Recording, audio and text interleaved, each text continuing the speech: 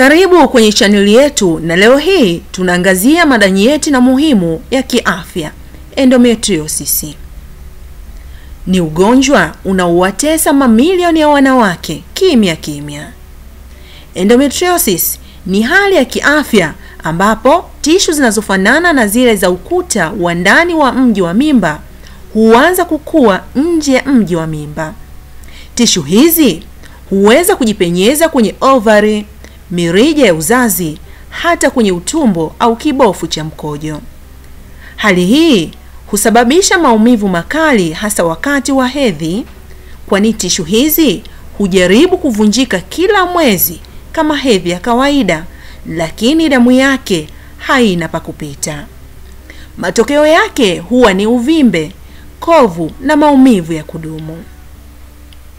Endometriosis inaweza kuonekana kupitia dalili zifuatazo: maumivu makali wakati wa hedhi, maumivu wakati wa tendo la ndoa, maumivu ya tumbo ya mara kwa mara, changamoto ya kushika mimba na uchovu usioelezeka. Unajua nini kinachoumiza zaidi? Wanawake wengi huambiwa kuwa ni kawaida tu, wanawake wote hupitia hayo. Lakini ukweli ni kwamba si kawaida kuishi kwa maumivu. Kwa wastani, wanawake huchukua kati ya miaka 7 hadi miaka 10 kabla kugundulika na endometriosis. Hii ni kwa sababu dalili zake huchanganywa sana na magonjwa mengine kama IBS, PID au hata msongo wa mawazo.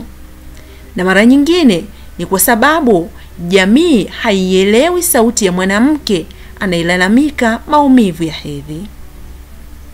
Hakuna tiba ya moja kwa moja ya ugonjwa huu, lakini kuna njia nyingi za kudhibiti dalili zake, ikiwamo matumizi ya dawa za hormone, upasuaji kuondoa tishu zilizohama, tiba ya maumivu, lishe bora, mazoezi ya mwili na msaada wa kisaikolojia. Endometriosis inaweza isiishe kabisa, lakini hii haimaanishi kwamba maisha yako yamekwisha. Inawezekana kuishi kwa ubora ikiwa utapata msaada sahihi. Endometriosis haionekani kwa macho, lakini maumivu yake ni halisi. Ni wakati sasa wa kusikiliza wanawake. Ni wakati wa kuelimishana. Ni wakati wa kuchukua hatua ili kudhibiti ama kupunguza athari kubwa ya maumivu ya ugonjwa huu kwa wanawake.